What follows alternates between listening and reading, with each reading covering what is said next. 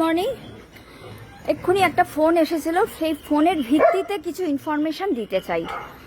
ফোনটা এসেছিল, ভদ্রমহিলা প্রচণ্ড কান্নাকাটি করছিলেন। তো আমি বললাম কান্নাকাটি করে আমার সময় নষ্ট করবেন না, আপনি কাঁদলেও আমি যতখানি সেন্সিটিভ হয়ে আপনার কথাগুলো শুনবো, আপনি যদি কান্নাকাটি নাও করেন তাহলেও আমি ততটাই দায়িত্ব নিয়ে এবং সহানুভূতির সঙ্গে কথাগুলো শুনবো। কান্নাকাটির সঙ্গে কিন্তু কোনো সম্পর্ক নেই। যাই হোক, উনি বললেন যে উনি 4টে ডগি ছায়াতে পাঠিয়েছেন স্টেরিলাইজেশন করবার জন্য, যাদের পাঠানোর জন্য পাড়ার লোক প্রচণ্ড অবজেকশন করছে এবং বলছে ছায়াতে কুকুরগুলোকে মেরে ফেলা হবে। তা আমি ওনাকে বললাম যে ছায়াতে কুকুর মেরে ফেলা হবে এই কথাটা ওনাদেরকে লিখিত দিতে বলুন। একটা মানুষ একটা এনজিও খুলে বসে আছে কুকুর মেরে ফেলার জন্য নয়। এবার সেকেন্ড কথা হচ্ছে যে তাহলে হয়তো আপনারা বলবেন আপনি গ্যারেন্টি দিতে পারবেন যতগুলো কুকুর ছায়াতে অপারেশন হচ্ছে বা যাচ্ছে প্রত্যেকটা কুকুর বেঁচে থাকবে? না, এই গ্যারেন্টিটা আমরা কেউ দিতে পারি না। মহারাজ কুটকুটি দাঁড়া, কথা বলছি।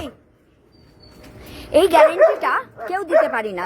ধরুন মহারাজ দাঁড়াও, যেমন ধরুন কলকাতায় প্রচুর বড় বড় নার্সিং হোম আছে, সেখানে যারা ভর্তি হচ্ছে বড় লোকের নার্সিং হোমের কথা বলছি, ছোটখাটো হসপিটাল বা সরকারি হসপিটালের কথা একেবারেই বলছি না।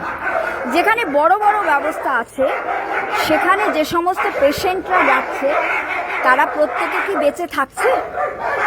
প্রত্যেক দিন কি সেখান থেকে ডেড বডি বেরোচ্ছে না? এই রিসেন্টলি আমি আমার বাবাকে হারিয়েছি, চেষ্টার কিন্তু কোনো ত্রুটি রাখা হয়নি, তা সত্ত্বেও কিন্তু তাকে বাঁচিয়ে রাখা যায়নি। স্টেরিলাইজেশন বা স্প্রেইং বা নিউটারিং খুব ছোট্ট একটা অপারেশন, খুব ছোট একটা অপারেশন, কিন্তু তা সত্ত্বেও যেহেতু রাস্তার বাচ্চা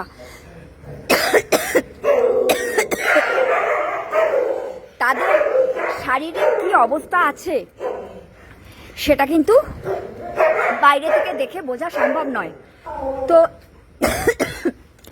অপারেশনের সময় বা অপারেশনের পরে কোনো অঘটন ঘটে যেতেই পারে, সেটা ছায়া কেন, যে কোনো এনজিওতেই ঘটা সম্ভব, যে কোনো জায়গাতেই ঘটা সম্ভব। এটা হচ্ছে প্রথম কথা। সেকেন্ড হচ্ছে পরে যেটা জানতে পারলাম যে ওনাদের পাড়ার লোকেদের অবজেকশন এটা যে ওদের 8 মাস মাত্র বয়স, এই বয়সে অপারেশনের জন্য না পাঠানো উচিত ছিল। এই কথাটা একদম ঠিক।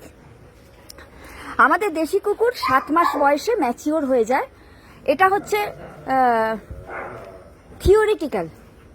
এই জিনিসটা কুটকুটি দ্বারা কথা বলছি, এই জিনিসটা থিওরিটিক্যাল, কিন্তু প্র্যাকটিক্যালি ব্যাপারটা কিরকম হয় যে আমাদের দেশে রাস্তায় যে বাচ্চারা থাকে তারা বেসিক্যালি খেতেই পায় না, তাদের খাওয়া জোটে না। এবার নিউট্রিশনের অভাব থাকলে তার ডেভেলপমেন্ট হতে দেরি হবে, এটা খুব ন্যাচারাল। তো দেশি কুকুরের ক্ষেত্রে যারা ঠিকমতো খেতেই পায় না তাদের ডেভেলপমেন্ট দেরি করে হতে পারে, এটা ন্যাচারাল। তো ম্যাচিওর হওয়ার আগে অপারেশন করা হলে তার লাইফ রিস্ক হয়ে যায়। তো সেক্ষেত্রে অনেক এনজিওই একবার বাচ্চা হওয়ার পরে অপারেশন করায়, অনেক এনজিও এটা করে।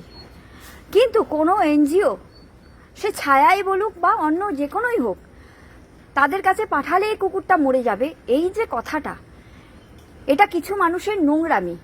যেটা জানার সেটা হচ্ছে যে হ্যাঁ, আপনি যাকে অপারেশন করতে পাঠাচ্ছেন তাকে সঠিক সময়ে পাঠাচ্ছেন কিনা। বাকি রইল তার শারীরিক অবস্থা, সেটাও নির্ভর করবে যে ও বেঁচে ফিরবে কিনা। আর একটা কথা হচ্ছে অপারেশনে পাঠানোর আগে সম্ভব হলে অন্তত 1 মাস আগে তাকে DHPPIL এবং র্যাবিস ভ্যাকসিন করিয়ে দিন।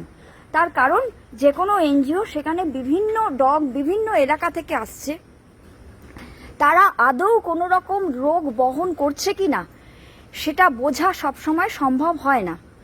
তো সেক্ষেত্রে এফেক্টেড হতেই পারে, সেক্ষেত্রে সেইভাবেও মারা যেতেই পারে।